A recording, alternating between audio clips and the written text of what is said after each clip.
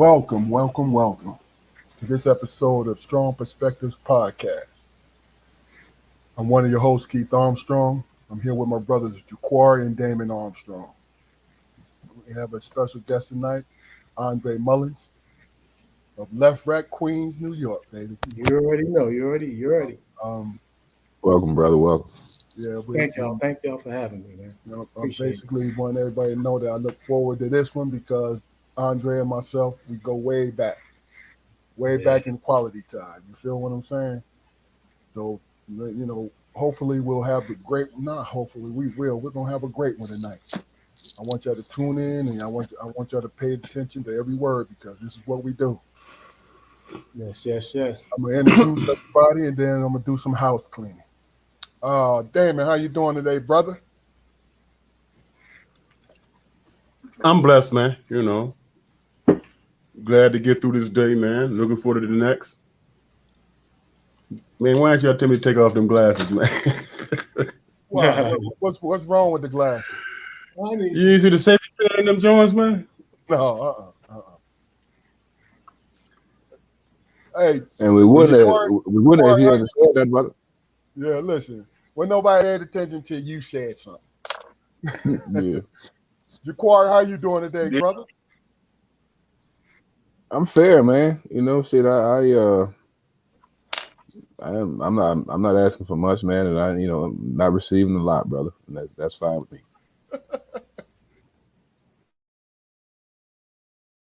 Andre Mullins, how are you, sir? I'm blessed. Love that. I'm blessed. If you see me, I'm blessed. If you don't see me, I'm blessed. If you don't see me, I'm blessed. How's your day going? How's your day going?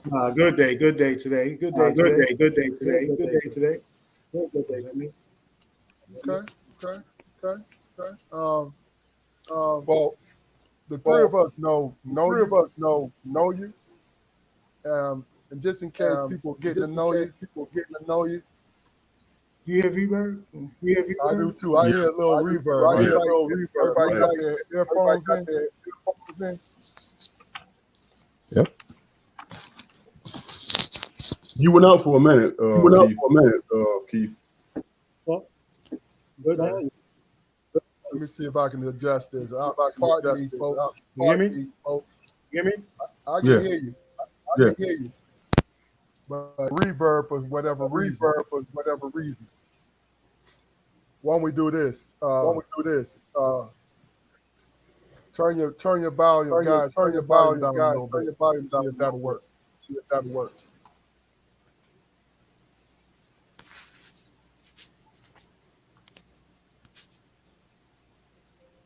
How about now? Can everybody hear? Yeah. Still there, but It's still there, man. Jeez. Well. Let's you muted, Drake. Let's try to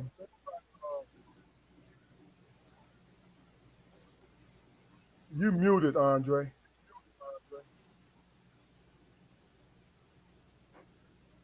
Let's try this, man. Excuse me, ladies and gentlemen. Let's try this. I'm gonna mute myself and see if y'all still hear the echo.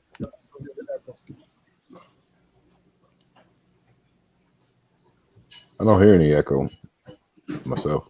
Am I echoing? Is it echoing? Yeah, there's some delay on my end. But hell, they ought to be used to that. Let me try mine. See, I'm echoing too. I know it couldn't be Dre because Dre, you on mute. Go ahead. Okay. Jaquari?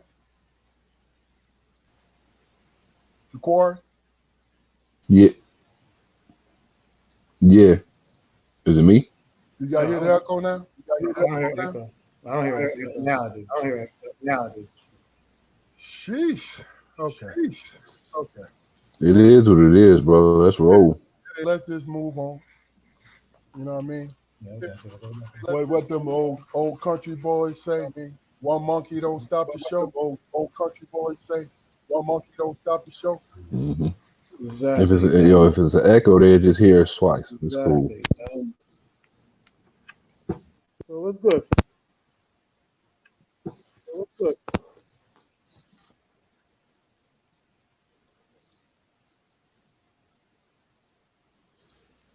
Everybody muted, man. Yeah. You hear me now? Yeah, I can hear you now. Yeah, so thank y'all for having me, man. I really appreciate you. Thank y'all for having me, man. I really appreciate you. And you know, me and Dog, we go back way back. But then the brothers go way back because we was with Big Dog. So yeah, so my name is Andre Mullins. Andre Mullins. I like to say I'm a lover of life, right? So really, I got to start with that. Right? So lover of life, love my people, love all the fam I've been blessed with. I love my wife, Nikki, my lovely wife, Nikki. I'm a father, I'm a husband. My son's Nigel, my daughter Nyla, Noah, and Nicole. Really blessed to have them as part of my life. So also, I'd rather y'all just talk, but because that thing's reverb is really getting me. I'm sorry, y'all. I gotta fix it.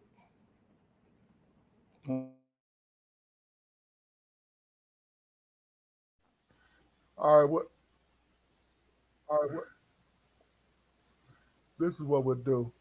You know, we'll try to make.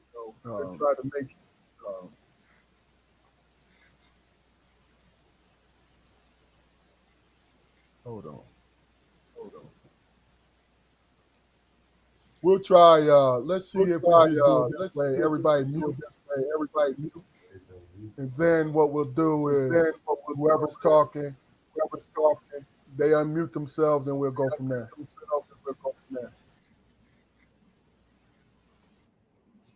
Gotcha. Give me what? Got you. So let me see. I'm trying to get using my phone real fast. It might help us. But I want to hope it's not me. But yeah, so, you know, bring me on, man. Help me, push me in the water, Big Dog. Push me in the water. All right, let's try this, bro. When I moved back to Pittsburgh, because I had to leave home, and I wanted to, just to spread my wings, and Pittsburgh was a familiar place. The summer that I moved back was the summer that I met you.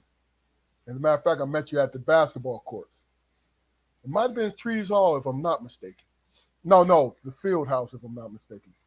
And I always understood your vibe, what kind of cat you was, man. Just for the whole, me. Let me be honest with you. When it came to cats from New York, right? New York folks, if you don't understand them, will come off the vibe or they're arrogant. But really and truly what they are is confident in themselves. You feel what I'm saying? First question, Dre, is because later on, once we solve this reverb problem, later on I need you to go back over, acknowledge your people. You know what I'm saying? So we can make sure that it's clear and concise. But how big was the change from New York to Pittsburgh? Oh, man, that was a major change. And the worst part about it, like you said, that New York arrogance, right? So that New York arrogance where I went out there and just was kind of like jumping out the window, as I like to say. I was out there just with my chest out, like, oh, New York, I'm from New York. And even though I've been kind of well-rounded, been different places, by that age, you feeling yourself, that testosterone is rocking on you. You're feeling yourself a little bit. So I was out there just so nothing could happen to me. Okay. But I enjoyed it. I loved the change too, though, because you was away from home, so to speak. You know what I mean? Or you was away from home, right? So you're away from home, you're meeting people, you're hanging out, parties, just hanging out. So I liked it. I liked it, actually. If I'm not mistaken, I think you told me that your mom encouraged you to go. To Pittsburgh. Yeah. To Pittsburgh, yeah. Well, I wanted to go to Pitt because of like Tony Dorsett back in the days. And, I used to watch football a lot. So I used to like I used to go for the underdog. So Penn State was supposed to be the big dog. So I used to start going for Pitt, the underdog. So later on, when it was time to go to school, I was like, oh, let me see what's up with Pittsburgh. Okay. There I landed.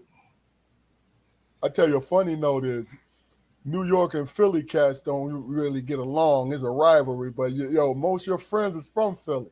All my dudes from there, besides you, was from Philly for the most part. Yeah. Everybody was from Philly. Everybody was from Philly. Well, hell, it's funny, man. I tell people all the time that when I went to Pitt, there was people from the Pennsylvania, state of Pennsylvania, Philadelphia, D.C., Baltimore, and New York. That's y'all was well represented in that school. That's realness. Yeah, Northeast. Yeah. Damon Jaquari, you have any questions for the brother?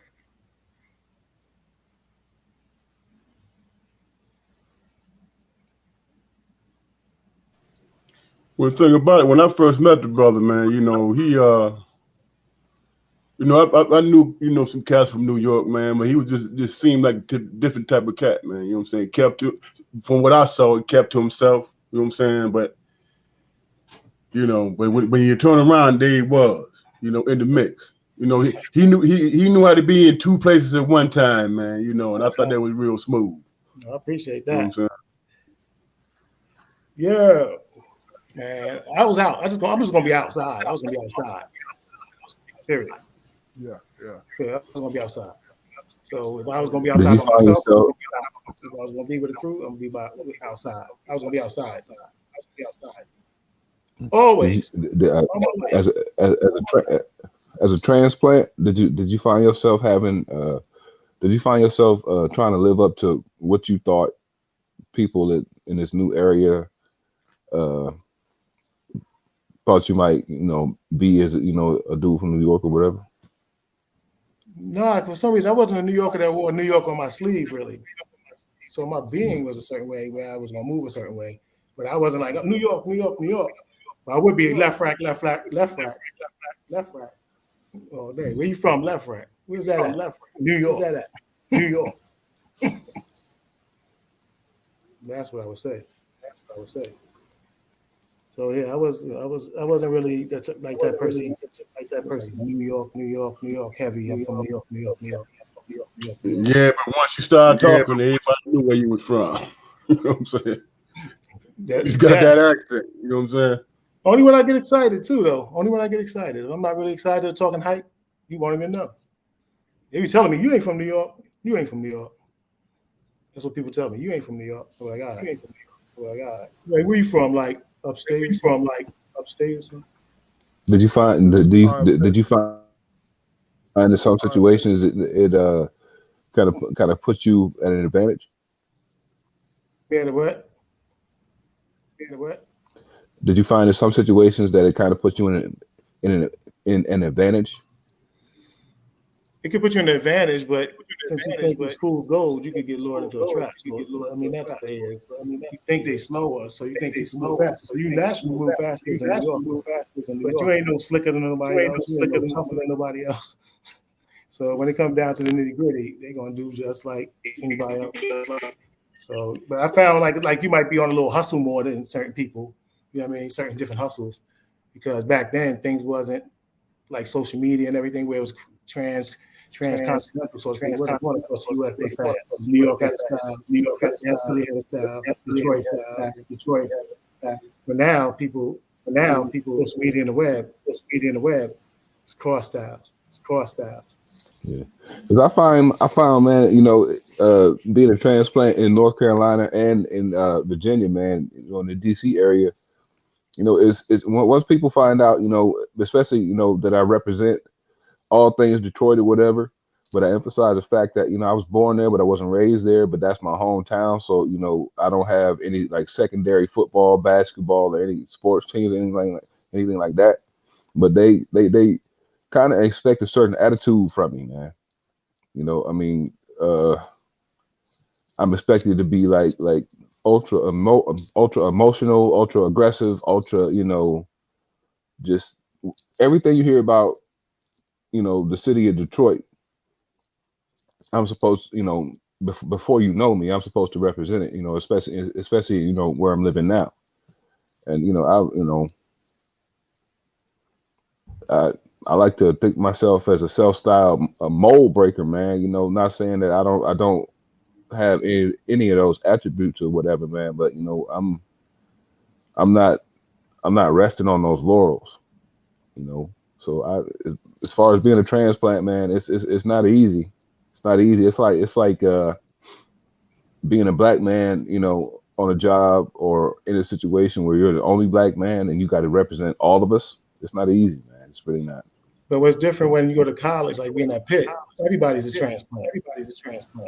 So if you had somebody from Pittsburgh on the yard, they was like minority. Everybody else that was living on campus, was a transplant. So we had each other in that regard. I've never met nobody like from Detroit that wasn't cool. Everybody from Detroit I ever met be cool. I'm like, hey, you never met that from Detroit that's cool. I ain't cool. I ain't just saying that either. I ain't just saying that either. Y'all strong. Nah. Yeah. But that's the media's depiction, man. I mean, like there's dangerous areas. I mean, shit, it's parts of Vatican City, it's not safe. So you say Vatican City. Yeah. So the Godfather. Yeah. They make a move. All I know. I wasn't a transplant, but I visited. The first time I visited Pitt, man, the police wasn't no joke. That joint, man. I'm talking about they was beasting cats standing on the corner, and here I am, from Michigan. Can y'all hear me? Here I am, a cat from Michigan. I'm like, I'm gonna stand up for my rights, man. And we standing on the corner, and brothers is disappearing and getting slammed into the back of a truck. My brother Key kept me saying, "Hey man, move, man." I said, "Man, they can't make me move." He said, "Okay, man, look over there at the truck parked over there." I seen him pick this dude up and slam him in the back of that joint. I was like, "All right, dude, man, we can go on over here, man. About 2 or 3 blocks away. I'm good with that." That was my first experience in Pittsburgh. Man. It's funny you brought that up. I forgot all about that, but that was true. They just be like, "Move, no, get in the van." Oh no, I'm out. I'm moving. They would put you in there. You'd be overnight. Yeah, you'd be overnight. You just got to do it overnight. I've been there once or twice. I ain't going front. I had to be over there once or twice overnight on the north side for all my Pittsburgh people. I almost went to on some corn shit. All right. Well, look. Let's get into the meat of this situation because that kind of threw us off kilter. But I think we back on where we need to be. So, Dre, look, your mom was a strong presence in your life. Can you describe how it was her raising you in left rack, and the perks of it, and also, do you think you fought against her teachings? No, I was scared of my mom. Like I wasn't really scared of nobody, but I was scared of my mom. I ain't gonna lie. So I wouldn't, even though I would mess up, if I was trying to mess up and do something I had no business doing, I would try not to get caught. And I played, but I played, fairly. Like I wasn't jumping out the window because I didn't want to hear her. My mom be yelling, like she started going in, like ah. So my mom was like the strongest person I know, though. I swear to goodness, man. I seen this lady, man. My mom. We be out of the country, so my mom used to work for the airline, so she'll take me all over the world, right? Because we could fly for free. So sometimes we're not even flying with a lot of money with us. But I would see her just be like in another country and not hearing nothing, like really backing her down, screaming on him, like, nah, like going. Like, and I'm like, yo, chill, like we out here. Like they could just, she was like, nah, she would never back down for nothing. Like she gonna stand her ground. So she's like the strongest I knew and know in that regard. Like, and that's not because she's my mom. I just seen her. And anybody know it, my mom is strong-willed, very strong woman. So she had me like straight. You know what I'm saying? Okay. She had me real straight. And then we had a lot of exposure to family too. Shout out to my family if anybody's watching. We had a lot of family, so we used to all get to be around each other a lot. So it was a big, and I have a large family. My mom had 8 sisters, 9, including her 9 girls and 1 boy. So we had a large family. So we stayed tight on the weekends. And, it was just a big family thing. And my mom just took me places, exposed me to the world. And that exposure made me not really over-relate to, like, the world I was dealing with any given day. So I could come home and be like, I don't have I was privileged though. But if I didn't have, I really didn't care because I saw Ethiopia where dudes had flies in their eye and wouldn't even wipe them out. I'm like, yo, son's a fly, y'all. Do something with that. Do something. They be like, nah, you want a Pepsi? So to see that, I come back to America. So all that exposure made me be like, you know what? I didn't really appreciate it at the time. I never wanted to go. I don't want to go. I want to go outside with the fellas. You know what I'm saying? But she make me go. Okay, well, do me a favor. Elaborate a little more on that, man, because that's interesting. The fact that you traveled the world with mother, and she made sure that you did that. What do you think how do you think it added to who you are, your character, how you sing? And you said you touched on it a little bit. Could you touch on it a little bit more? Like I had basically I think the effect it had on me, just the exposure, seeing different things and realizing that you go places and people don't know nothing about the neighborhood you're from and don't care even more. So it made me in that regard, I say, oh, there's a world out here that nobody even knows about Left Rack City. Okay. But it also helped me in that she was able to make me go so I could have to see it. So then it became fashionable in a way. So, and I'm gonna come back to like the effect it had on me, but it became fashion because I would go to we used to wear Wallaby Clark. And my boys, if they listen, they let you know. I go to London to get my Wallabies. You know what I'm saying? What? I get my Wallabies in London. That's real. I got Louis Vuitton bag. I got that from Italy. You know what I'm saying? Dudes will tell you, I got a leather blazer, custom tailored cut. I'm coming through like, what? So my mom, she exposed me, let me see that part of it too. And we just was time together, a lot of time together, me and her, just traveling the world. And also it made me not have to say I always had to be around my boys, always had to be in the neighborhood because I always was pulled away. And then she would never let me spend summers in New York. So as soon as school was out, until I was 16 or something, she made me go away, California. Then I would go to football camp. Then I would go to Maryland. Then I'll come back like a week before school and then go back to school. So I'd be like, well, I can't stay home in the summer. And she'd be like, it's nothing for a boy in New York to do in the summer but get in trouble. Like, if you sit home all day, you can't work yet. What you going to be doing? So she would make me go stay with my cousins. My aunts and them would let me, come over. And then I'd be over there. So I had a blessed upbringing in life. Best Christmases with her. Man, listen. I never wanted for nothing really. And it was times she was in a struggle. Sometimes I had it, sometimes I didn't, but I really wasn't on it like that. So no doubt. So that's a single mother putting in work, brother, for real. She put in work. Wow. And look, and her work came into bear a whole lot of fruit, man. The world. Before we move on, let me ask you this. By you going away, did it have you, and I know you to be a loyal person, right? But your mom sending you away and bring you back, send you away and bring you back. Did it have you look at your friends and your environment a different way? I'm not talking about looking down on it. I'm talking about being able to sift through some of the things that get people caught up. Yeah, help my decision making. Exactly.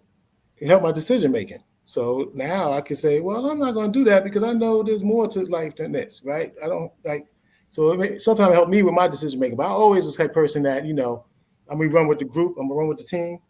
But if it comes a circumstance where dudes want to do something I ain't with doing, I just ain't going to do it. No, I ain't doing that, son. I ain't doing that. Okay. Then we still were friends, but they know I ain't going down that alley. You know what I mean? But I think all of that experience that she gave me, exposure she gave me, and just not just wanting her to wild out on me, kept me honest. Because anybody know my mom, when she go in, she go in. And you know, God bless her. She passed away in May, but she was strong to that last moment, man. She did it her way. That's my thing. She did it her way. Period. Did it her way. And I'm just grateful for all she did for me, just all the strength she put in me, all the strength she modeled. She wasn't a back down. She wasn't backing down to nobody. Yeah. Jaquari, Damon, do you have anything in response to that to help this brother? Look, we always say, Jaquari always says this to our guests. Said it to Dre last night. This is a very heavy show. So, Damon, Jaquari, do you have anything for Dre from what he just said?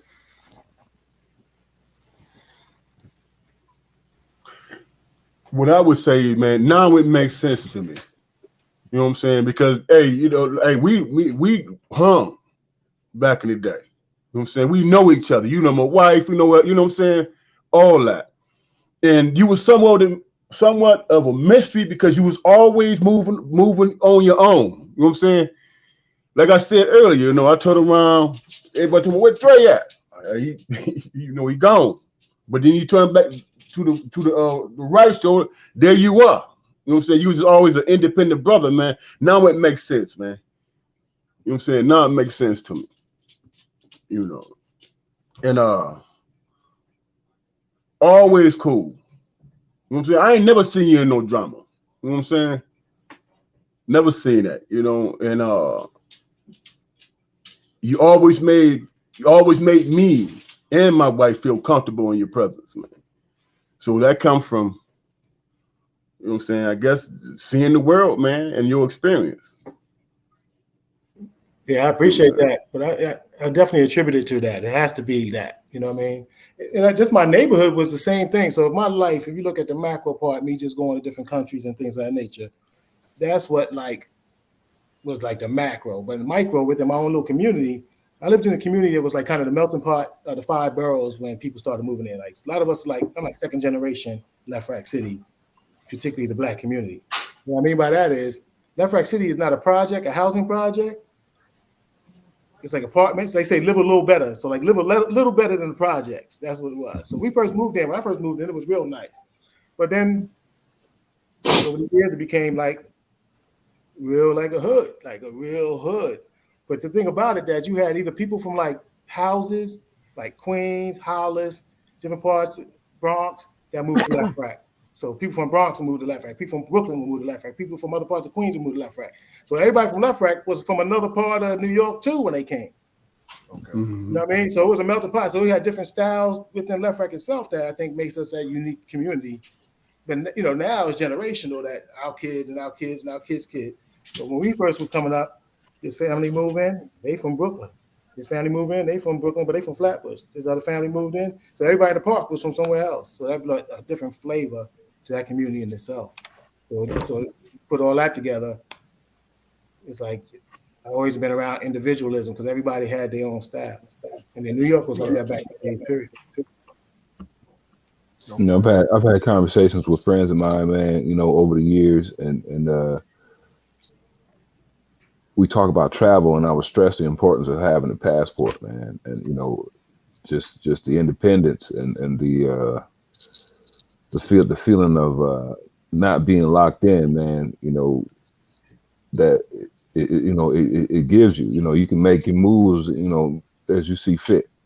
You know, things, you know, here at home in America go south. I always have an option to, you know, seek elsewhere.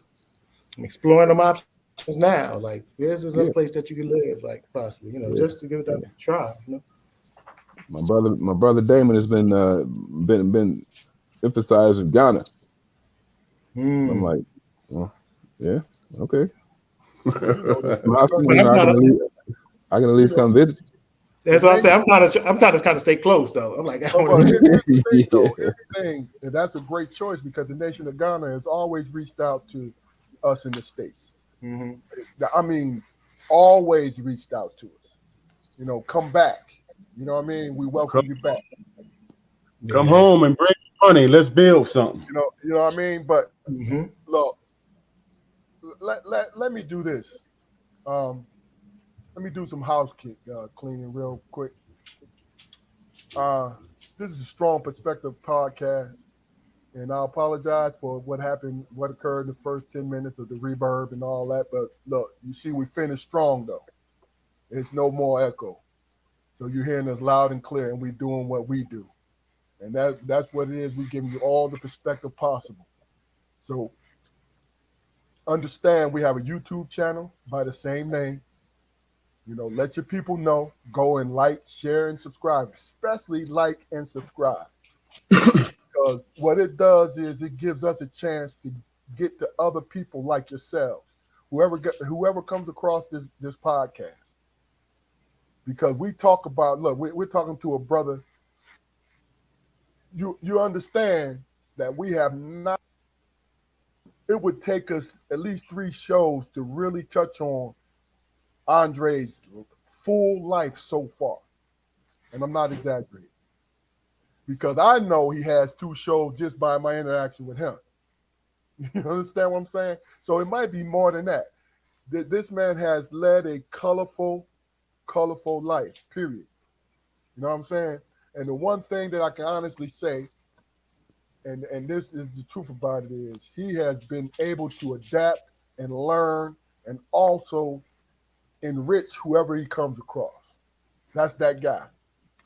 It's the truth. I don't, y'all know me. I don't soup anything, but that's the God's honest truth. This is why I instantly like this man because I love you. See, I always go after energy more than anything. I didn't call it energy before when I was a youngin', but I know that it is. You know what I'm saying? So, you know, before we go on, because I want to ask you is with your experience, Dre, I'm gonna get a little more personal with this because I need you to really get into this. With this your experience as far as life is concerned. How did it affect being with your wife and your children and your siblings? If you could elaborate a little bit on that. Oh shoot. Hit you in the head, didn't I? That's what I'm talking about, No, dog. That's what we need, dog. I That's what think very deeply. yes, sir. You, you, In a few minutes, a teacher will begin to speak. Well, it just helped me. I got married late, right? So I got married older. Ain't So no such thing, man. It ain't no such thing. no, Dre. not Go in a ahead. bad sense. Though it really Yeah, is not in a yeah. bad sense. But I was older. I was older when I got married. So by the time, but first of all, let me preface this. Me and my wife met years ago, like back at Pitt, and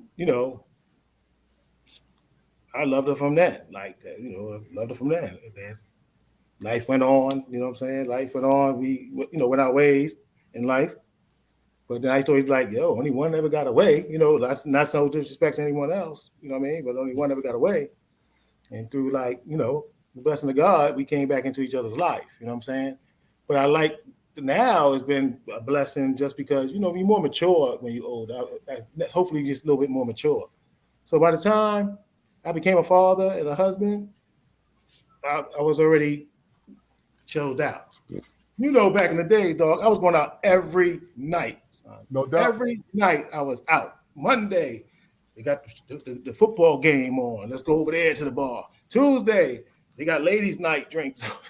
Wednesday, they got ladies' night over there. Every night I was out. So by the time I got married, I exhausted all that. So it wasn't no need to feel like I needed to be out on the street or all like that. By the time I had kids, I already wanted to be like really, I like being the Costco's dad, going to the activities and picking them up from school. So yeah, it helped me in every, just my examples on two like on different levels helped me with it though. Like seeing positive family, seeing y'all brothers was ahead of me.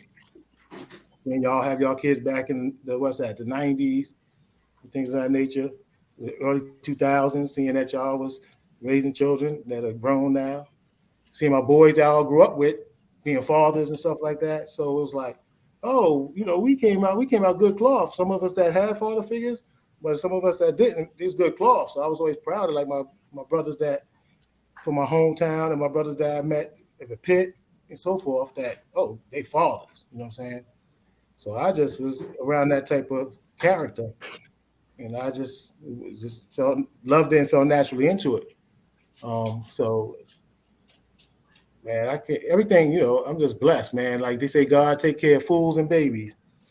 I ain't a baby, you know what I'm saying? So I just,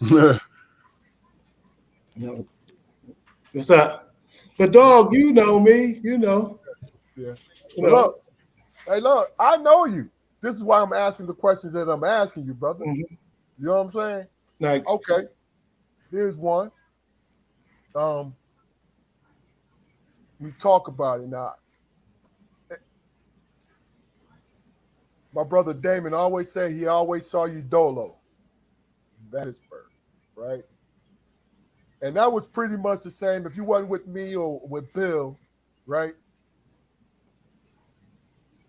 And a couple other cats, but really mostly you was with me and Bill until Dwayne and Pooch came up.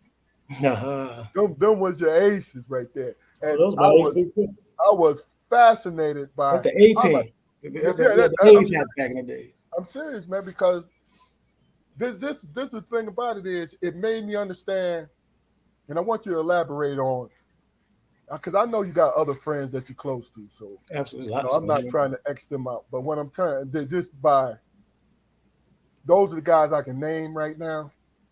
But to see your interaction with them dudes, it showed me something, another side of you. And that side was, I got loyalty to people where I come from. You know what I'm saying?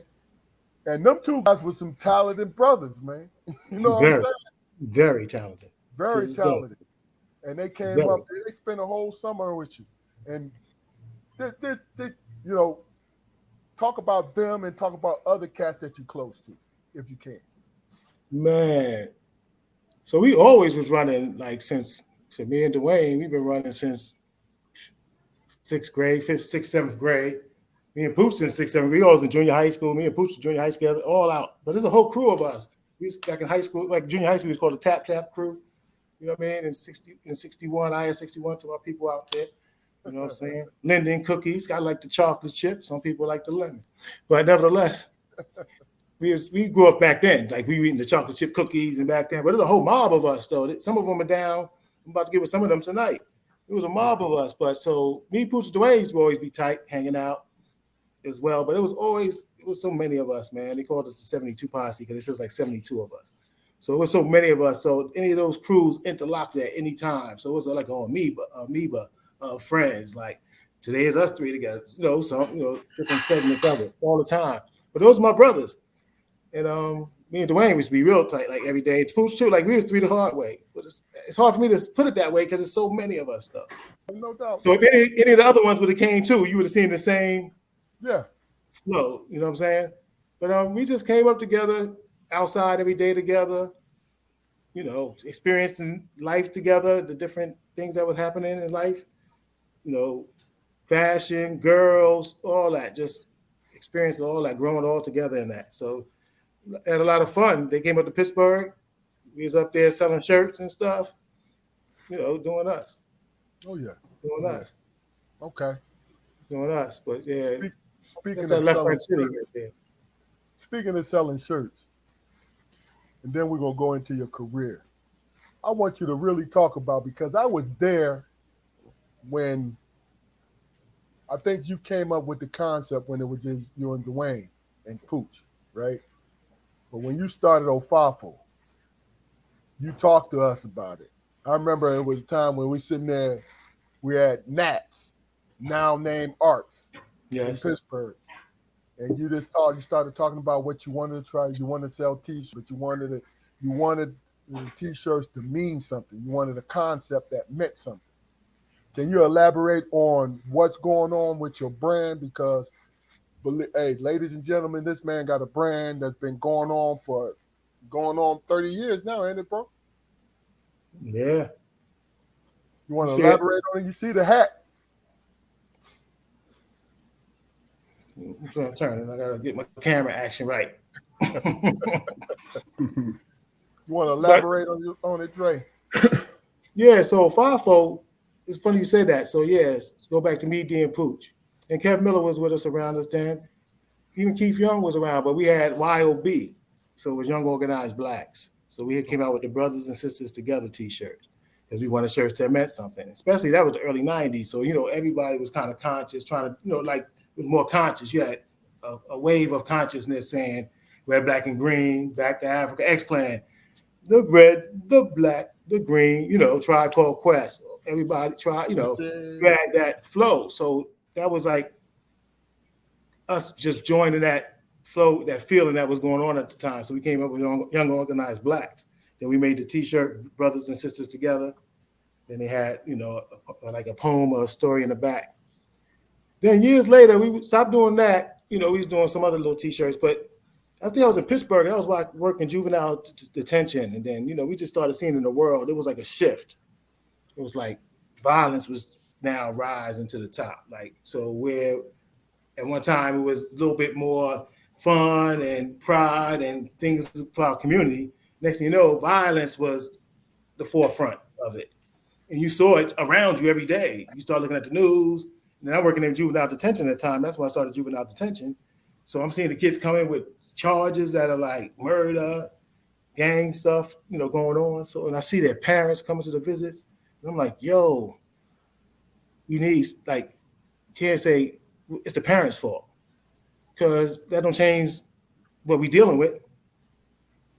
Just because you say it's the parents' fault, yeah. So what if you say it's the parents' fault? That don't change that this kid needs opportunity, right? So he's like, okay, maybe do a FIFO. Like I want to say, like, how can we make some institutions? We need our own money to build our own institutions so that we could help our community, right? Mm-hmm. We could have the schools look the right way. Maybe have the banks that we could get a fair chance at a mortgage, get a fair chance and a fair interest rate. Maybe have the hospital that's going to treat us fine, regardless if we have the highest Medicare, Medicaid, or health insurance. So the t-shirts was just a vehicle to pump a message. So so we came up with the concept of FIFO, one for all, all for one. It was like, oh, we need a concept that speaks to what we're trying to do. So we started pumping no FIFO shirts. So he's out there, Big Dog. I remember Big Dog, you went with the Stop the Violence shirts? You went over there, what's that school over there, Peabody? Dog, hey, yo, Dre, they want the shirts over there around the corner. Oh, yeah. Yeah, so, and now we're doing it. Since hoodie season, so shoot, the countdown is on.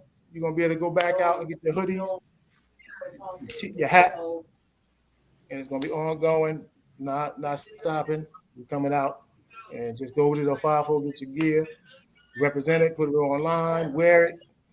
But we have something like called Acts of FIFO too, right? We want to say Acts of FIFO. Like we want to basically highlight people that do good things like that, because I think it's too much negativity that we kind of watch the news is negative. It's like everything we highlight in them, but that's the minority of things that's taking place. That's not really the majority of outcomes, and not people getting shot in the street. There's a lot of stuff that goes on. So we need to, in these days and times, we need some positive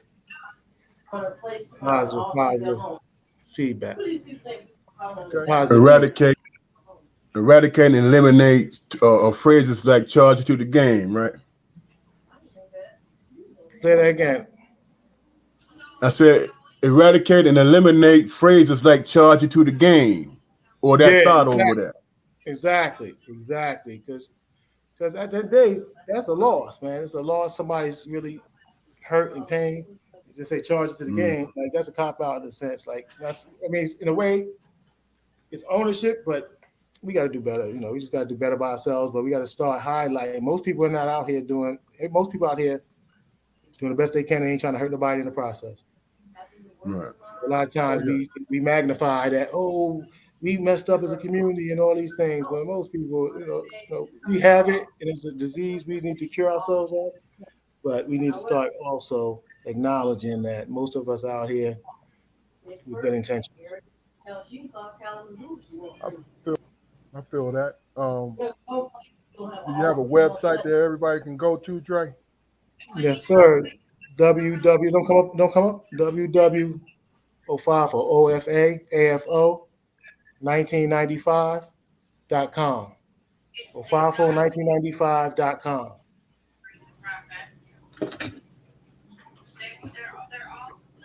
So, like I said, hoodie season, the hoodie's coming out, the countdown's on. We'll let you know when it's going down. I'll let everybody know. And thank you. I would take this time to say thank you for everybody that ever supported, continued support. We are so appreciative. Words can never express the enthusiasm y'all showed, the loyalty you've shown. You talked about loyalty a couple of times on this show. Okay, we can never really even express how much we appreciate y'all championing us, wanting it just as much as us, supporting us in the process. So we love y'all, man. I love y'all personally. I love y'all, man. And we're gonna do it for us. I mean, all of us. I'll be honest with you. It is a great product because I got it. You know what I'm saying? And I've always, because Andre has a great head on his shoulder. You know what I mean? And that's the thing you got to always understand is there's nothing wrong with supporting people that you know. Yeah, I mean, start somewhere. Just like when I always come on every show, like and subscribe. It takes you 5 seconds to like and subscribe to this situation. Not because we're trying to eat off of you. No, you showing your support for us. You know what I mean? Yes. I'm not taking it personal if you decide not to do it. I'm not. But my point is, sometimes if you just get caught up on things, you don't have a good reason not to be that way. You feel me? See, that's the whole point. You don't have to have a reason to do a nice thing.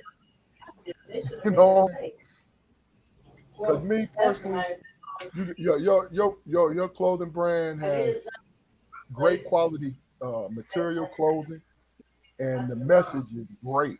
And you can rock it in a semi-casual situation, man, and you can just go. Look, it is what it is, guys and ladies. Go check it out. You'll see exactly what I'm talking about. Yes. We're gonna be out there for y'all. We're gonna be out there so you can get it. I appreciate that, big dog, for sure. No doubt. It's about that concept. Clothing's the vehicle, but it's about one for all for one. Like that's not we ain't going about it on some like we trying to we want to have an opportunity and have it give us an opportunity, but what it means we want that to resonate. You know what I mean? And be part of how we approach each other. So we hoping that when you see somebody they got a 5 for 1, 1 for all for one, you be like, you know what, that person might be on it like that. Exactly. And that's no pressure, but it's just if it's putting that energy out there, that's the energy we want out here. You know what I mean? And another thing, when you look at it, just by you talking about it though, Dre, here's the crazy thing. You kind of put it in perspective when it came down to 1 for all for one. Your career. I put in the notification that it's been 28 years. You want to elaborate on just in case anybody who's not aware, Andre has been working in the Juvenile Justice System for 28 years. Even though he looked like he's 17 years old, he's been there 28 years. Andre, you want to? I'll take it. I'll take it. Yeah. I'll take it. You want to elaborate on that? Well, so you one of the people that got me into it. So my big dog back in the days, when I met him, he started working at Schumann Center, which is a detention center in Pittsburgh. So that's the first time I even did the knowledge to like, oh, I knew Spofford in New York, but I was like, oh, juvenile detention. Okay, he worked there. Then another one of our buddies started working there shortly after. Big dog named Big Bill. He said him earlier. It's me, him, and Big Bill. So Big Bill started working there. So Big Bill used to tell me like, yo, man, you should come work in detention with me, man. You should come work in detention with me. I'm like, I ain't going to work with them badass kids. I ain't doing that. I'm not going to do that. Then he'd say it again, like periodically, yo, you should come work with me, man. I'm telling you, I think you'd be good at it. I'm like, no, I ain't working with them badass kids. Then the Rakim hit me. I reached in my pocket. All I found was lint. Now I got to give me some presidents or something like that. He ain't say it like that. But I was like, oh, y'all still hiring with them badass kids? And he said, yeah. So that's why I went over there to the Schumann Center in Pittsburgh, started working there. And I was like, oh, this is home. Like, I could do this. It was like sitting in the benches, like around on the benches around the way. You know what I'm saying? Like, I was like, oh, I could do this. And as I continued to do it, it was providing opportunity for me, but I liked it. It had a knack for it. I had a knack for it. So I did that in Pittsburgh for like 5 years. And I left and said, I'm going back to New York. I went back to New York, and I wasn't even had no intentions of working detention. I got to New York, and for some reason I said, let me apply for detention just to have something to fall back on. I was doing, clothes and other stuff. And then they called me, and I did the interview. So detention called me again. So I went. So I was working at Spofford. I worked for the city of New York in detention for 18 years. So I started as a line staff, and I made it like up to the levels of like deputy director of a facility and director of operations or programming at a facility in their detention facilities. And I did training in there and a lot of different things. Then I moved down to Maryland. Look, listen, before you go on, I was about to say, don't minimize what you've done when you was in the system, my guy. You know what I'm saying? Your achievements there. But go ahead. Well, I will say this, though. I will go back and say this because it's not about the resume. It's about I love the population that we were serving. So my success all came about from the population, really. And I grew up in detention. So the man I see today, I tell people all the time, the man you see today grew up in detention. That raised me. That, between my mom and everything like that. But as an adult, seeing like working with these young men and young women and the people that showed them love working with them, that really had a big effect on who I am as a person. But the love for the population made it a mission more so. So that's why I do it. I love it because I love the population. It's our kids, man. I was in Pennsylvania, it was our kids. I was in New York, it's our kids. I'm in Maryland, it's our kids. Everywhere I've gone in detention and looking detention, it's our kids. So I'm like, okay, they're here. I love them. I'm here to help them any way I can. I'm going to give them my all while I'm here. You know what I'm saying? And anybody know that work with me, they know that I came in and I worked with those kids. I wasn't in there, jailing them. I never jail them. Well, all right. Well, let me ask you this then. You know what I mean? Then, Jaquari, I know you can chime in on this, but here's my thing.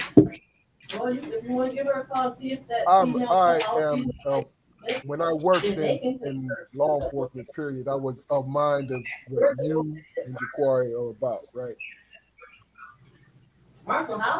Are we on the same page? And here's how I thought. I understand that you may not. You're not all female, we understand. You may not have the opportunity. Talking about the young man, you may not have the opportunity as everyone else, right? But you still have a choice in what you do. Did it ever affect how you felt toward the kid, especially if there was a serious crime that they were in? If the kid said, "Oh, I didn't have a dad, so I did this." Did you look at it that way, or did you just look at it as, okay, what I'm gonna do is do the best for you? or did you say, well, look, did you, and I'm not trying to put words in your mouth, and I'm not trying to whatever, right? But this is how I always thought, just to bring this question home. People still have a choice, no matter how hard their life is, right? People still have a choice in what they do. I'm talking about harming somebody more than anything. Stealing, it is what it is, brother, especially if you're trying to if you're trying to survive. You feel what I'm saying? But when you do physical harm to someone, do you still feel the same way, Dre, or is it more or less you proceed with caution because of how serious the crime was?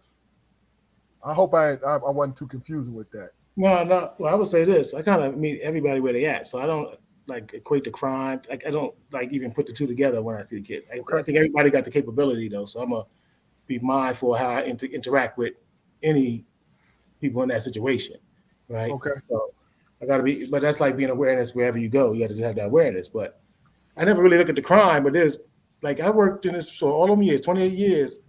I might have only seen met 5 kids out of that. All the kids that maybe 10,000, more than that, maybe more than that. I only met like 5 kids where I was like, yo, this kid is like different. Like, yo, he might be real far down the road beyond, anything we could do for him. Anybody can do for him. And those 5 kids actually did perpetuate violent crimes once they left against people. But they just had that to the core. Now, I've met kids that had violent crimes and were accused of some homicides, all the stuff. You know what I'm saying? But they were, it wasn't no type of thing. They were good. It was unfortunate what they did, but that didn't make them, I didn't never see them as bad people or, treat them a certain way based on their charge. I didn't even put the two together, though. I wouldn't even put the two together. Like, I'm working with the kid. I wasn't thinking about the charge. I'm thinking about the person that's before me. And that's just kind of how I move through life. I don't be thinking about all those other circumstances. So with the kids, I just work with them. You know what I'm saying? But I recognize the mindset too, though. Like, so it's easy. It's easy. You didn't walk out some days looking to be part of a violent crime. But you get caught up in that rapture. You just outside. And if you got a weapon and stuff happens, the spontaneity sometimes itself could cause a reaction that leads to, oh, you shot somebody. You be like, damn, I ain't want to shoot nobody. I've just had kids say, oh, somebody got hit. Like, I wasn't even trying to hit nobody. Like, genuinely, like, I wasn't even trying to hit nobody. I was just trying to bust my gun. I was just trying to let them know, So a lot of times, man, it's that weapon is just so absolute. Yeah. So if you have a second of that, it'll take a second to get a lifetime, basically. It'll take a life. So it's like, 1 second of being out of control throws it off. And then kids with guns, you can't have a good outcome. Because even adults with guns could catch them at the wrong moment, the wrong day, can end up in a situation. But if you're talking about an adolescent with a gun, nothing good can come from that. You know what I think needs to be highlighted, man? Out of 28 years, over 10,000 kids, only 5 that you just couldn't reach.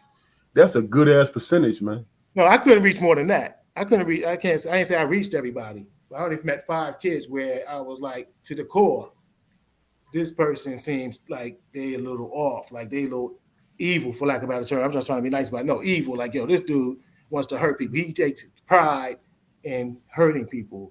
That's his lust, one way or another. But that's my point. That's a small percentage, man. Very small. That's what I'm saying. Very small. When you look at, not to cut you up, but when you look at how we are viewed, you know what I'm saying, as minorities in this country, you listen to the talking heads and the pundits talk, it's vice versa. You know what I'm saying? Not, 95% is like you describing, and the rest is, you know what I'm saying? And that's how, how the news and all these people choose to see you know what I'm saying, juveniles or whatever. They irredeemable. They can't be saved. But you said out of 28 years, you said 5 cats that basically was evil and couldn't be, reached. Well, you You know even what be I'm saying saying? yourself, you could be the nicest person. You'd be like, he's a piece of shit. Like you be even yourself. You'd be like, yo, this dude, you know what? Life will take care of you. But unfortunately, Right. you're gonna have to hurt somebody for life to catch up to you. But these are dudes that they didn't they was different. They was cut different. But other guys, Right. other kids are just caught up, man. It might be the trauma, but they might be just caught up with their neighborhood stuff, like the gangs and stuff. You know what I mean? But back in the days, they used to fight, so you could walk away from it. But it was always I don't competition. Competition that comes from just our natural willingness to compete. But now it's just deadly. I don't think people really realize just how easy it is to get caught up. Easy, man. I As, mean, it's as a youngin, you feel me? As a youngin, you 15 years old, man. You trying to figure out where you fit in at, man. any given day, only by the grace of God, any given day, I could have been sitting in there with that charge, like whether Right. doing it, but less likely doing it, but being around somebody that did it. Right. And You know then what I and mean? then you got people chirping. You got people chirping talking about, you know what, you just like your boy who just got locked up. Mm-hmm. People that you trust. You know what I'm saying? Then you start believing what people say. You know what I'm saying? And that's a hard thing at 15, 16, 17 years old to try to reconcile, man. You know what I'm saying? So I get it, man. But after Jacory, because y'all had this thing in common. After Jacory talk, I want to ask you a question, man, based on something I learned about you tonight. Well, I don't really have much to say, man. It's just I just want to add in the fact that it takes a certain mentality, man, to be around a person who has committed a violent act and still want to see this person progress. A lot of the majority of society would tell you, to either slaughter this person, slaughter by state, or freaking lock them away for the rest of their lives. But the reality, especially here in Northern Virginia, is the fact that it's not a lot of young people who commit violent acts, man, who are going to be gone forever. Mm-hmm. So I don't really approach what I do, man, and dealing with young people, man. My approach is like, look, I'm trying to help to develop good neighbors, man. You never know what the man living next to you, next door to you, has done, and it doesn't really matter. Not today. It did probably 10 years ago when he wasn't as rational as he is today, when he doesn't have nearly as much to lose, when he didn't have nearly as much to lose back then as he does today. So that thought of safety isn't the first thing that like really crossed his mind when he was a young boy. But I emphasize, especially with my guys, man, whether you want to believe it or not, no matter how corny Strong is, Mr. Armstrong is, or how you perceive him to be, I was you, man. I was you. I just never got locked up. I was you, and if you do it right, if you recover right, you're gonna be me. You're gonna be me.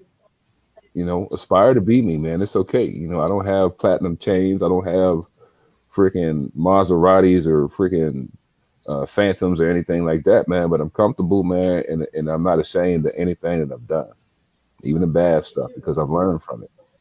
Absolutely. I'm not ashamed of it, man. And there is a point where you can recover your life. You can recover your life, but it's gonna take work. And I agree 100%. But that's why you got to really, like, when people just say this, I think like, as long as my kids are right, but your kids in the world with other kids. So if somebody don't have some type of commitment to the other kids, they can catch up with your kids. You know what I'm saying? Catch up with any of us.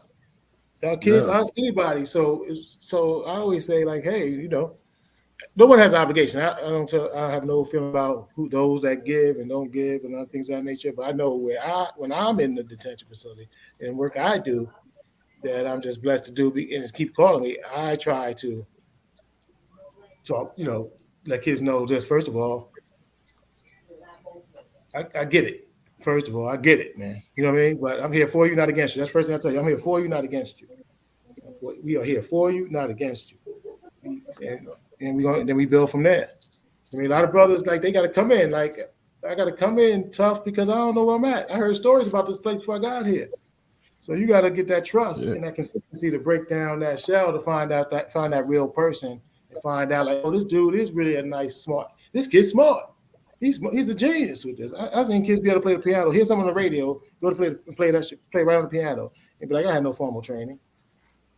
Yeah. You see all the, like, even just to equate that, when I went to Pitt, athletically, I thought I seen athletic stuff. But I went to Pitt, dudes was like, when he jumped and just touched the ceiling, the high ceiling. I was like, nobody can touch that.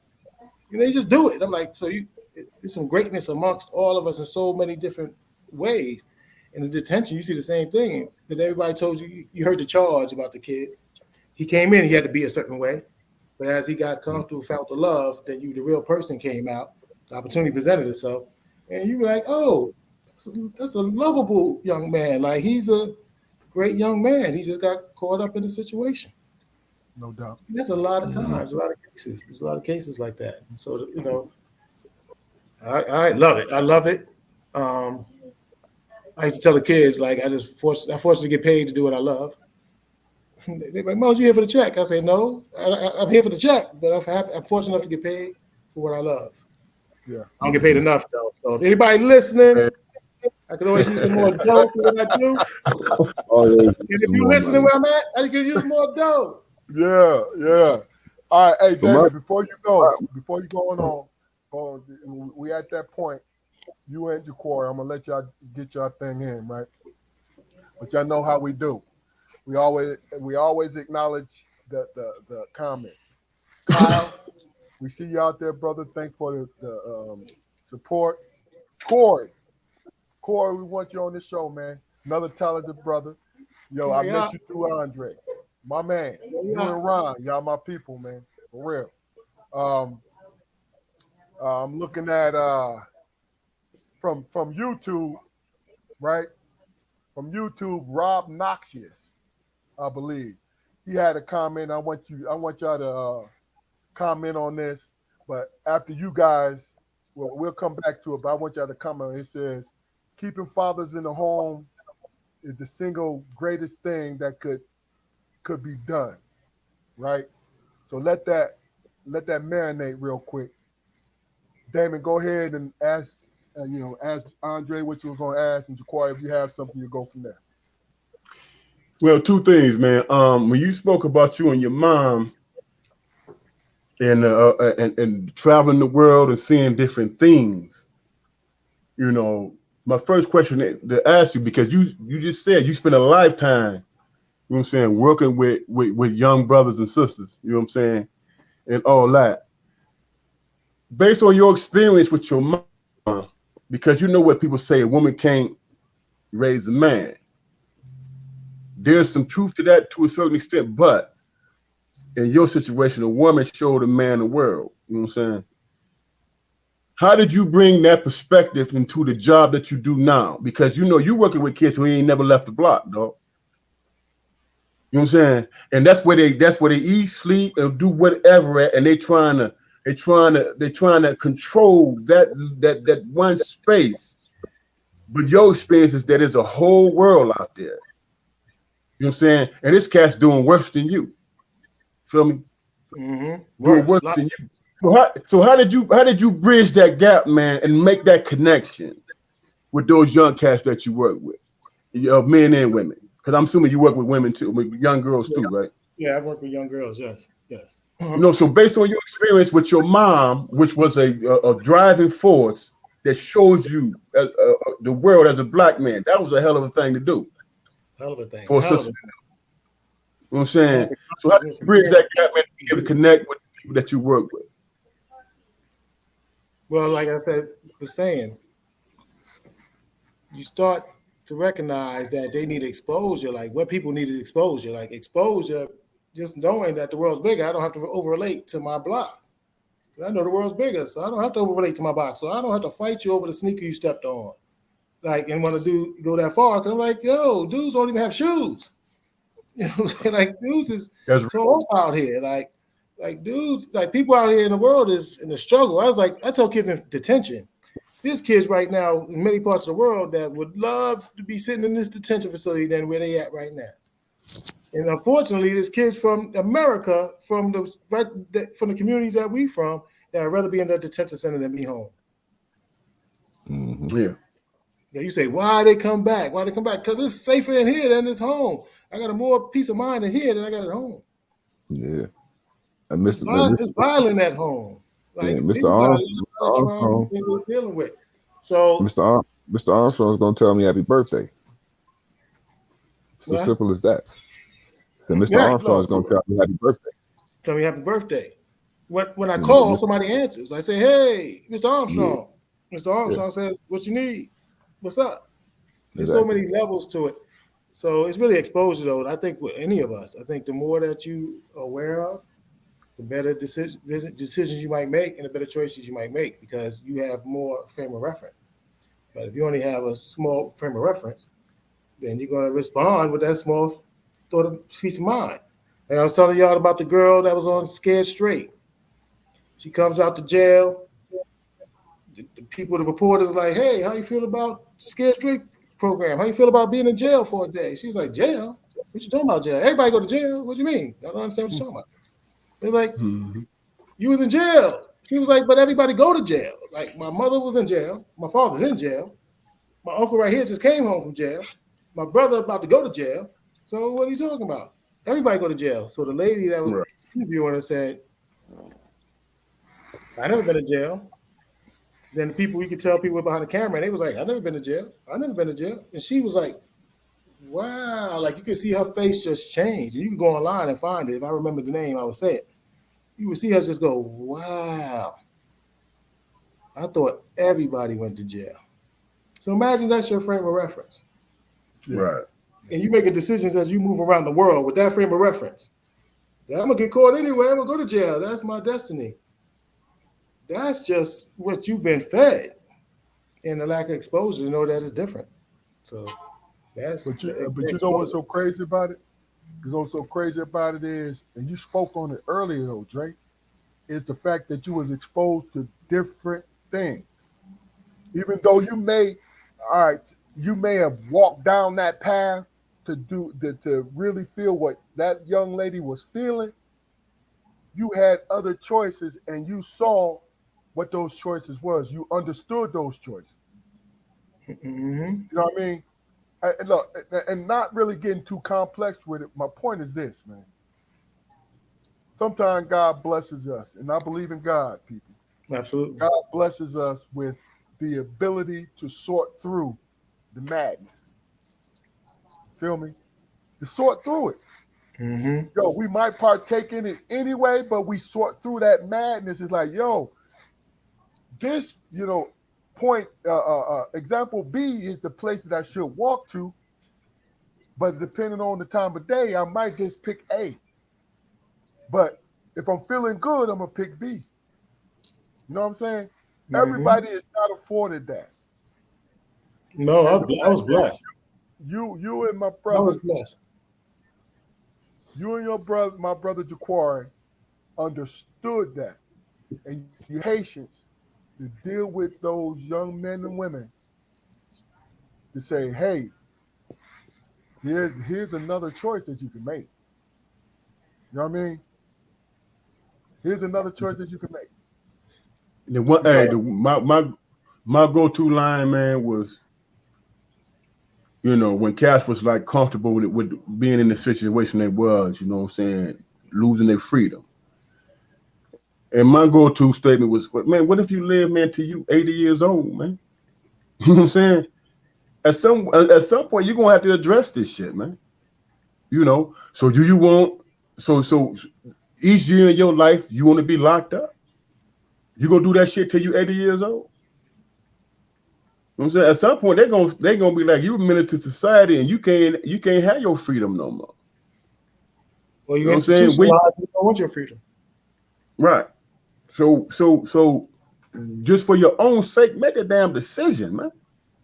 because you know what I'm saying, law enforcement is gonna do it for you if you don't.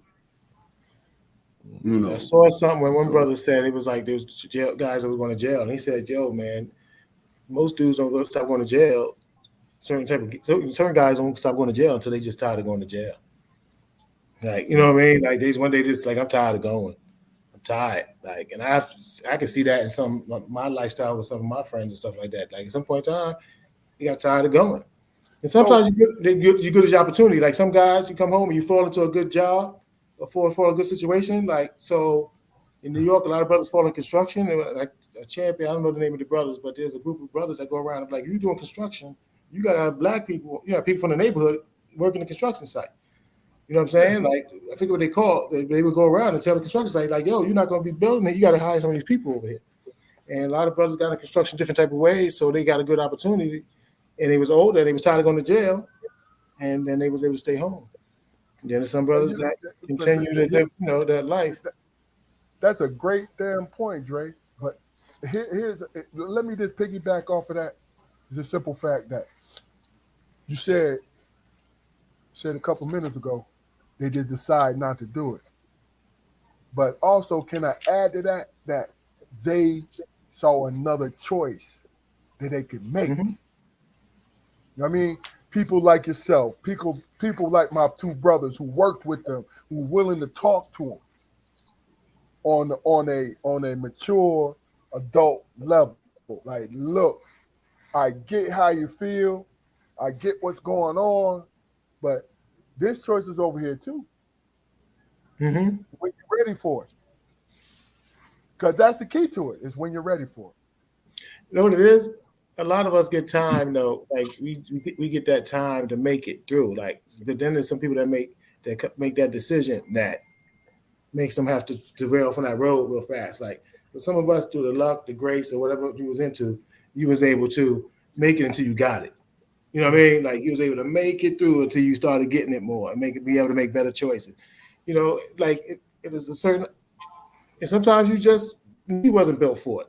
Like, I knew I just wasn't built to be in no jail. You know what I mean? I just wasn't like, I'm not trying to be up in there. Like, I'm not even trying to do nothing to be up in there really like that. Because I ain't got no time to be just sitting up in no jail all day. I like to be outside. Didn't I say earlier I want to be outside? I was outside. I was by myself. I was outside. Hey. I was with my crew. I was outside. I need to be outside. And I don't know. I need to go outside when I want to go outside. Yeah. Well, Dre, let me ask you this, man. Let me ask you this, Dre. As long as you've been in this industry and everything, man, have you ever ran into a situation where, might have been a kid or a group of kids, man, who just absolutely, while they was locked up, they just absolutely kicked ass, and they was just like model citizens almost, man, but on paper they were just like menaces? Have you ever seen a situation like that? Man, I can't even count how many times I've seen kids, but you be like, him? Yeah. Like, literally, when people say who he is or what he done, you be like, him? That dude? Like, that's how you wouldn't even know unless you knew. You know what I'm saying? Like, really. In those situations, man, what's I mean, if you in a one-on-one situation like that, man, but what's your approach in dealing with those kids, man? How do you convince them to that the same behavior, the same personable guys that they are or whatever, they can translate that to the streets? How do you convey that message?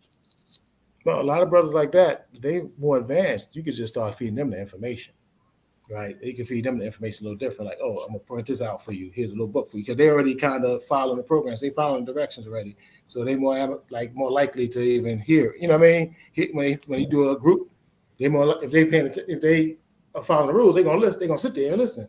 So they really absorbing everything that takes place in there. You know what I'm saying? So I try to take that opportunity. If I meet brothers like that, I try to give them information, build with them, try to talk about choices, talk about time. Like, hey, when you don't want to throw away your life, you don't want to be in jail at 45 for something a 17-year-old did. You can't conceptualize that time maybe, but you don't want that to be a circumstance over. Like, you kill somebody you didn't even know 5 minutes before you met them. You know what I mean? Like to put your life on the line for the things we put our life on the line for, you damn sure gonna get in there one day and be like, what the hell I done did? Mm-hmm. But you know, you gotta be in jail. Like if you in jail putting your life on the line, you need to be like, I do that, I would do it again. But I understand circumstances, that's easier said than done. But I try to make that perspective, like, yo, you walk away, live another day. Walk away. Like sometimes you gotta walk away. If you ain't have a gun, what would you do? That's how you always gotta move. If I ain't have a gun, what would I do? If you got a gun on you, you gotta be like, if I didn't have a gun, what would I do? Would I think? If I walk in front of the store and one of y'all brothers there and be like, yo, little dude, you better have my money when you come out the store. I ain't got a gun, but like, I'm just gonna be thinking about how I'm not gonna give you my money, but not get pounded on. But if I got the gun on me, I might be like, who you talking to, dude? So you gotta always be moving with that humility if you do find yourself with the weapon. I just think, but it's all about choices and thinking about, you know, I always say think about getting caught. There is no shame in peace, man. No shame the at all. consequences, then by all means, do it. Well, I'll say something personally. Here's the thing: when I decided I could fight, that I had a stone chin, and I could throw bolos and shit like that, right? I still had the mind that I wanted to be a peacemaker because I understood what I could do. But see, here's the thing: when your life is surrounded by violence, and unfortunately, the three of us, it was surrounded by violence, and because I was the oldest, I had the biggest responsibility to like, yo, let's figure some shit out. You know what I'm saying? Not because my parents said this, but your life is around violence. No, my parents like, yo, you protect your brothers. That is your main job. You know what I'm saying? But when I knew, and I learned at an early age that I had a strong chin and I can throw them. I had hands. I already knew that I could slam you. There's not really no bullshit, not blowing no smoke. But the point is that everybody who knew me, I would find a way like, yo, even if I said, yo, I'll fuck you up, but I'm going to walk away. I mean, because I always chose peace when it was interaction with brothers, when it's dumb shit. Now, I always believed in revolution, though, because I was taught that. But here's the thing. It ain't no such thing as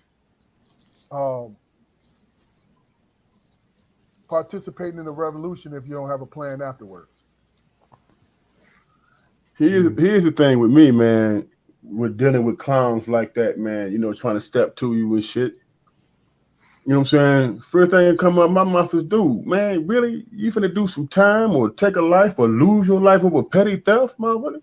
You really ain't in the place, man, to be doing what you trying to do. Why you in the hood at this party store talking about robbing them, motherfucker? That's petty theft, man. You know what I'm saying? If you was really about that life and you try to get it, wouldn't you be somewhere else, or are you afraid to do that shit? You need to check yourself, man, and look at your surroundings, man. Who you trying to hype for? Who talked you into this bullshit? That's how I usually come at cats, man. You know, on an honest tip. Yeah. You know what I'm saying? You trying to stick me up, dude. What made me different? You saw me in the store. You saw me pour change out my pocket, man. You know what I'm saying? Well, Ice Cube said, can I go with you? I want to go with you. But it's crazy, man. It's just that I don't know, man. I don't know certain things I don't know because I haven't been put in that circumstance through the grace of God. So I don't know the desperation that maybe some of these brothers know. I don't know a lot. So I can't even begin to even think. Like I was blessed. I didn't like they have something called the ACE study. It's the Adverse Childhood Experiences. That's the name of the study. And basically what they're saying is if you have all these different type of traumas that happen within your life, a lot of people they found that had these traumas actually have maladaptive behaviors later if they go unwarranted. So basically when I saw the list, they say look at the list and think about your life. Drake, how many numbers do you have on there? How many numbers do you have on the ACE? And I said, oh, what do you feel about yourself? I said, I feel blessed because I didn't have a lot of those traumas that people are living with every day. So it's so many different things. I can't even speak. That's why I don't even try to judge it, because I can't even speak on the desperation, the different circumstances. I just know hurt people. Yeah. People that are desperate do desperate things, and people that are desperate that don't know what they're going to do are liable to do anything. Right? If you don't know what you want to do, you could be liable to do anything. Yeah. Hey man, I just took that training 2 months ago, and I got quite a few of those red flags, man. I was amazed. Amazing. You know, That joint, and now they got it further where when they did the ACE study, they didn't have the traumas that really happen now in the Black community now that's so prevalent, like seeing violence outside the house, losing a friend, seeing death, seeing things outside the house, natural disasters, pandemics now, like all these different traumas that kids is walking around with, and who's helping them process that? Yeah, walking past bloodstains on the concrete, man. Some people will just never know how to reconcile that, man. You never know. Because even if you think it's the norm, that is PTSD. Like you take the movie Paid in Full, he's like, brothers get shot every day, eh? Like, pull your skirt up. Like, hey, Key. That's PTSD. Walking into our crib, we knew who Bloodstain was who, didn't we? No doubt. From my dad to our uncles, we know who Bloodstain was who's Bloodstain. Yeah. Right. Hey, let me do this real quick, because I'm looking at it's coming from the live on YouTube, Rob Noxious. I don't know if y'all see this, but I can't see. He said, so everyone is just a dick, and it's a dick measuring contest. He said it's sad. Who has the time for that? Now, I'm going to ask each one of y'all what y'all thought about that. And what I'm going to say is, I'm not sure exactly what you mean by that, Rob. But my thing is, what we're doing right now, what's occurring on this actual episode is we're talking it out. Of course, the four of us have our own opinion that we live by. But what we're doing is we're speaking on it to see if our opinion can be changed. You feel what I'm saying?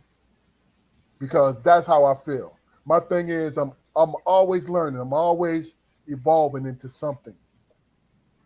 Every day I'll evolve into something more than who I am, who Keith Armstrong is. You feel me? Right? But when I found, which is maybe a decade or two ago, that I don't know shit, that I'm always learning, I'm always willing to listen to shit, even if I don't agree, because it might be the thing I need to hear. Now, anybody else, if you see in the comment, you want to comment on it. Now, understand, we ain't getting into no debate about it, but what is your opinion about what was said? Now, everything in life is a dick measuring contest, man. That's just a simple fact. I mean, and it really doesn't hit us any harder than it does any other community, outside of the fact that we're still, a lot of times, especially our young people, are still trying to live up to standards that worked 50 years ago. Okay, yeah, those that baseline, man, is not necessarily a good or a bad thing, man, but it definitely gives you a jump off point, man. We all deal with anger, we all deal with aggression, we all deal with fucked up situations, we all deal with a sense of inferiority at some point in our lives or whatever, man. But for me, the key is governance, man. You deal with all those different emotions and situations, man. You see them as negative, but there's lessons in those situations. You got to be savvy enough to understand who you are and how you move within those situations. When you wake up in the morning, I don't think your first thought should be, whatever fucked up situation I happen to be in today, I'm not going to do anything to try to alleviate it. That's the thing that, the guys I work with, man, that's the thing that is really prevalent with them. They have no sense of, trying to pull back, even when they're wrong.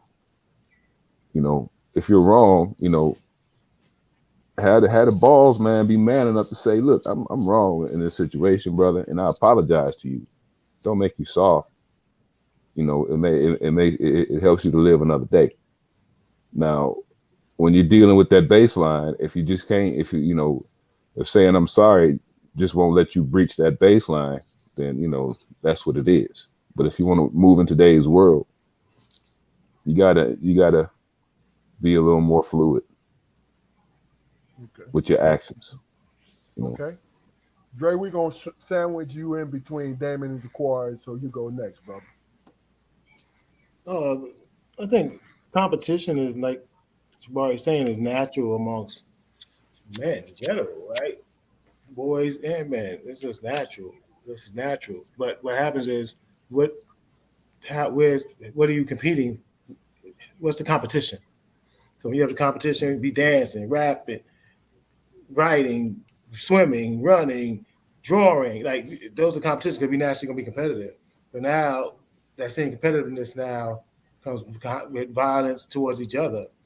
And that's where that quote unquote dick measuring contest turns into a very negative thing. Because sometimes being a competitive nature could be a good thing for you. I think it's good for boys. Like, you know what I mean? But how it's pushed. Like, I remember I was in junior high school. The teacher used to give us credits or demerits. Like, so you messed up, you got demerit. If you gave you credits, you got the right answer. So I felt like me and my boys were just competing to get credits. But meanwhile, you only can get credit if you got the answer right. So how many credits you got, son? How many credits you got? So by us all competing for the credits, indirectly we was learning, but it was still a measuring contest. It was a competition. So competition could be good.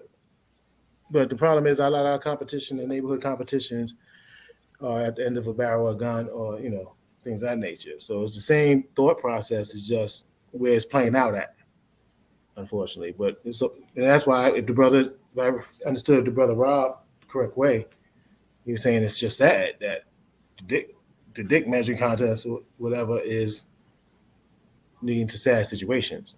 But No doubt. it happens in all walks of our life. It's just that part that is sad. I would agree. No doubt. Damon? Well, with Rob, man, I would say I would need a little bit more reference, a reference point, man, to understand where you're coming from.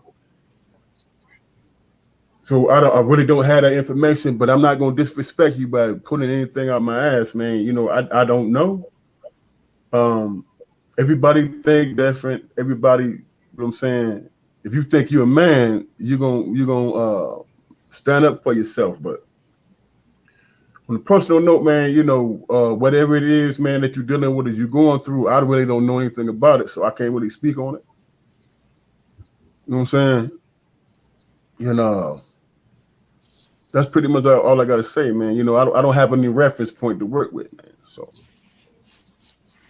But look, and I understand where you're coming from, Damon, but we appreciate your comments, man. Definitely do. So this is the point where what I want to do is, Andre, if you had the ear, in which you got a lot of ears that the kids listen to you, but if you had the ear across the country, when you're talking to our young, troubled youth, and they will listen to you, we give everybody the opportunity. What would you tell them?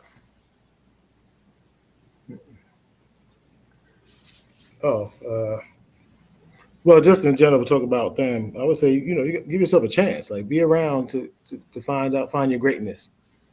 Be around long enough to find your greatness. Really, at the end of the day, don't make a decision today that you find your greatness in a place you can't apply it. Tookie Williams, I guess he started the Crips back in the days, one of the Crip founders and things of that nature, got put on death row, what have you. And then he goes on death row and starts writing gang books about, staying out the gang, and gets a nominated for what's that? The Nobel Peace Prize. Yeah. That's greatness, right? But he had to find his greatness on death row. Be around long enough to find your greatness. Like, just don't, everything don't have to be absolute. So that's one of many things I would say, but just time wise, everything's surrounded around time. Be around long enough to get that exposure to find your greatness. Everybody's born with a greatness. Some of us find some of it. Like we found, we're born with several talents. Some of them we will find. Some of them we will never know we had. I never played a cello, so I don't know if I'm gifted at it. But if I had exposure to a cello, I might find that I'm gifted at it. No doubt. Serena Williams and Venus Williams. Like, how we would have known they was great at tennis if nobody would have exposed them to tennis. No doubt. Be around long enough to find your greatness. Okay. All right. Well, look, we're gonna stay with you, Dre, because what we're gonna do the last word. We're gonna end with you, Damon, so you can give us the speak on the strong segment of this situation. But Dre, any last words? What's on your heart? What you want to say? You want to give our audience before you go?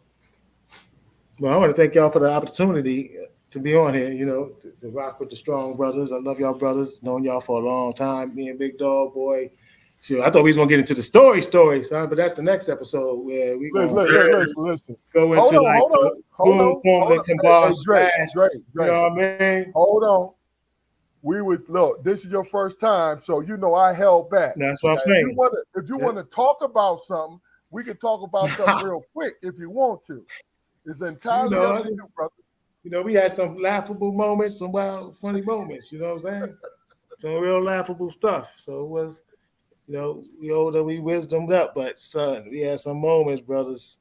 You know what I mean? But I would say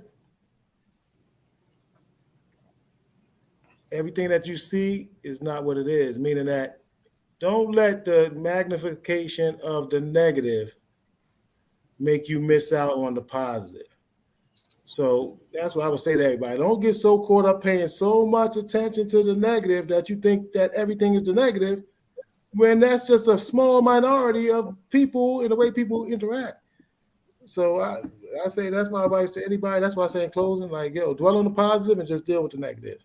But just dwell on the positive. That energy will do us wonders as a people. If we all walking around dwelling on the positive and just dealing with the negative, I'm not saying avoid the negative, but just always seeing what's not good. There's more good shit happening than not.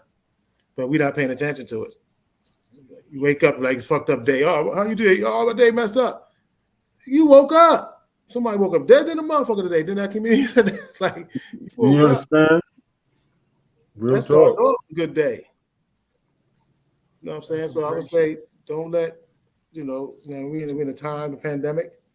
I think that's the first time, our lifetime for sure, that it was something that everybody had to kind of depend on everybody, no matter what you thought your science was. It's not a fact. It's a fact that people died. So somehow we had to, at least, if that was our opportunity to show that we can come together with a common cause for the better of us, we need to do it. So that means we'll fall for one, fall off for one. You know what I'm saying? Say hi. It don't cost no money to say hello. You know what I mean? When I first went to Pittsburgh, that's what was different in Pittsburgh. I walked by, brothers was like, "What's up?" They wasn't saying it the way they were saying, "What's up?" Like, hi. And I was like, "Yo, dude, what's up out here?" Why everybody saying what up? What's that about? Yes, sir. Hey, Dre. Waving in the car when they drive by you. I'm like, what is this? This is Happy Land down here. Look, it happened the same way when I moved down here to North Carolina. It was the same way. I was amazed by that. And that's the love, though. We need to bring that back. Yeah. I asked my wife when we first moved to Alabama. I asked my wife. I said, "Do I have to wave at every goddamn body, man?" You know what I'm saying? Because everybody I passed was waving, dog. And I'm like, "All right, whoever you are." You know what I'm saying? It was like, is that big? Who's waving? They ain't big, dog. Like, they know me. Yeah. And I made it a point to get to know every last person that waved at me on a consistent basis. Damn right. Damn right. I made it a point to get to know every last one of them. Their names, their kids' names, all that. It changes you as a human being, man. It does. It changes the energy out there too. Yeah. Now I was living in New York. I was living on the floor. I don't know if I spoke to anybody. I might only knew 2 people lived on the whole floor. Yeah. It came that way. Yeah. So Jaquar, we need that energy back, like that. We see each other, and it's not intense when we see each other. It's love. Like, hey, how you doing? You know what I mean? What's up, bro? What's up, sis? Or however you go about that. So yeah, no doubt. be happy, man. You only here for as long as you know you're gonna be here, and to walk around all mad and just carrying all that anger and all that. You know what? I ain't the one. I ain't doing it. If you choose to do it, man, you know, I hope you can come out of that. Yep. And look at Jaquar. I'll tell y'all a funny story real quick. When I was down there down in Detroit when my mom was living, I held the door open up for the sister at I think it was pizza joint. I hold the door open. I said, "You're welcome." She was like, "Motherfucker, I ain't asked you to open the door for me." I said, "Okay." Sat down waiting for my order. She came out with a box full of shit. She turned around and looked at me. I was like, "Bitch, open the door by yourself." I ain't calling her a bitch, but I said you better bag up and open the door yourself because I ain't opening it for you. Burnt the bridge. I ain't calling no bitch though. Yeah. Burnt the bridge. You ain't know you had to cross. Hey, Jaquari, last word, brother. Hey man, you know, once again, Dre, I appreciate you, man, and I thank you for taking, making time to come and fellowship with us, brother. You know, and I look forward to having you back. I appreciate it, man. Oh yeah, you coming back? Well, I'm coming back, man. I'm coming back. Y'all have me back. I'm back. But we going in this time. This was just we going in. Sorry, Barry. No. This is a Dre heavy. We learn. Look, the people out there learning about you. We know you. They learning about you. So this is why you see we ain't panicking. We asking the right kind of questions, my man. Oh, absolutely. Yeah. You know, I ain't even questioning y'all the thing. I'm just saying next time we come, we in. You know. Go ahead. We was in this time. We was in this time. I say that all in jest. No, just reinforcing the statement that I made earlier, man. You know, young men, I was you, and you can be me, bro, for real. That's the case for everybody on this panel. You know, your today is building blocks for you tomorrow. You know, let's go to work.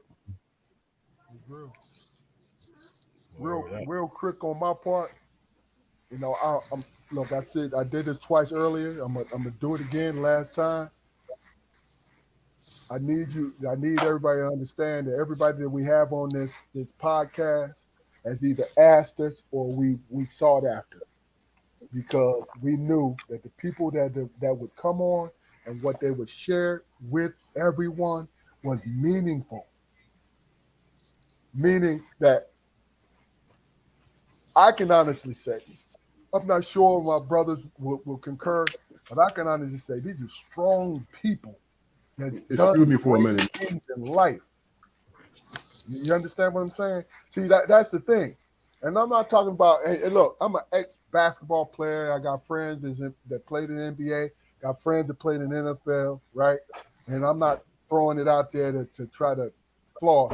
What I'm saying to you is this. Everyday people doing great things have appeared on this podcast. And you heard them open up to you as human beings. And what we're trying to do on this podcast is to plant the seeds to understand. Let's normalize conversation again. Because this is a platform to normalize it now. Yeah, we can get on here and sensationalize. Like Dre said earlier, which is going to be another episode. We can sit up here and wild out. Corey, you know what I'm saying? Mm-hmm. Corey, we can wild out. But guess what? That's another comedic podcast, another comedic episode. You feel what I'm saying? Okay. But I wanted to make sure that Andre had the opportunity so his family can see him open up. Even though I know, because he's a talkative dude, I know they hear a lot of the things that he said today. You feel me? He knows how to express himself, right? But everyone that's been on our podcast has not been able to do that. But we try to make you comfortable enough to be able to do so. Now, if you don't say it verbally, you feel it. Your energy has changed. You feel that on the inside. And that's our goal. As long as you feel it, we good. Good. You know what I'm saying? And that's my last word. Look, I extended it because my man, he had to do some old man things. You know what I'm saying? I got the pee. But look, Damon, What's up? it's on you, brother. You bring us on home, man. Man, when I was listening to us tonight, man, all of us had that experience, man, with working with young people, and bringing our own different skill sets to the picture. And I would like to think that I made a difference. I don't know, but what those young people got from me was honesty, man. You know what I'm saying? They got the real me. One particular time they were talking about, I was talking to a bunch of kids, and I mentioned the fact that, man, I can't go to prison, man. That ain't in my makeup. I can't do it. Mr. Armstrong, man, I could do 10 on my head, man. You scared of prison? I let them all talk, and all of them, they, you know what I'm saying, they were pointed, everything was pointed at me because they thought I had fear of going to prison because of who was there. So I stopped and I said, hey, man, I don't fear no man walking this planet. You know what I'm saying? Unless you got a gun or a knife. You know what I'm saying? I don't fear it. What I fear is having my freedom taken away from me, man. Because if you have your freedom taken away, that's all your dreams, man. That's your family. You know what I'm saying? Can you imagine being locked up and you have a grandbaby? Can you imagine being locked up and you lose your father and can't go to the funeral? You see what I'm saying? And that's all those things that you have to internalize. And that is a loss, not just your freedom, but that thing, man, that connects you to your loved ones, man. And because your ass is locked up, you cannot experience that. You cannot have that. It's going to always be something that's going to make you feel like you missed out on the most important things in your life. So as I explained that to them, they got quiet as hell. And I was like, see how you guys jumped on? Oh, okay, we trying to peep out a weakness with Mr. Armstrong. I was like, no, I don't. With no weakness. That's an awareness, man. You know what I'm saying? I just left the cottage, not mentioning any names or whatever. I worked with sex offenders, man, for 3 years. You know what I'm saying? And these young cats, they're going to be on papers until they're in their 50s. Still locked up. You understand what I'm saying? Still locked up. Still having to pay to toe that line, to do whatever. You know what I'm saying? They'll never know. At 14, 15, 16, 17, they'll never know what true freedom is. And y'all cats coming out of the hood and all that stuff, at least you had an opportunity to try to at least experience it. Brother Dre traveled the world. That's freedom. That's bringing things to his personal life, brings perspective to that. That's why I asked the question, man, how did you bridge that cat from a cat who never left the hood and you seeing the world in worse conditions that he experienced every day? You know what I'm saying? That experience is relatable. And it's something that you could bring to other people, man, who can imagine it. If you can tweak their imagination, damn, I would love to go to Ghana. You know what I'm saying? What is Ghana for me? Ghana is the opportunity to go somewhere where I ain't got the color of my skin don't matter. I can deal with all the other bullshit. But if I could be a black man in a country where all of us is black and I ain't got to worry about bullshit, that's worth it for me. And we all know people who live and die with that shit, man. Never knowing how it feels to be free of their blackness. You know what I'm saying? And just be a man. You know? And I hope one day, man, I can experience that. I hope one day I can experience that and know what that feels like. You know. And that's basically all I got to really say, man. No doubt. I wanna thank stay on, man. When we go offline, we're gonna take about 5-10 minutes, Dre. I want to thank everybody who tuned in. Look, I want to acknowledge. I always do it with the comments. I always acknowledge who came in. Rob Noxious. I don't even know if I'm even pronouncing that right. Good questions, man. You know what I mean? Corey, great job. Kyle, good looking out, man. Thanks for tuning in, the whole 9. But understand, go to our YouTube channel, like and subscribe to our shit, and share it with people that you think is going to help. Because what we do is it's a conversation. Now, if it don't change your life, it don't matter. It don't change your life. But what it does is it gives you a framework on how to have strong personalities have a conversation with each other. Because I guarantee the 4 people that you see on this screen and you've seen in the past, they were strong personalities being alphas in their own. But guess what you saw? You saw us having conversation. You feel me? Dre, again, brother. Thank everybody who tuned in.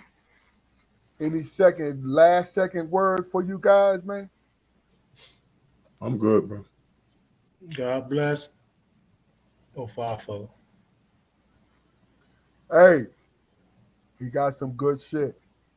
Ofafo, 1995.com, baby. OFAAFO, 95. Go see it. Get with it. Great You gotta get my clothing. camera angle. You know what I'm saying? Artistic clothing. Go check it out, people.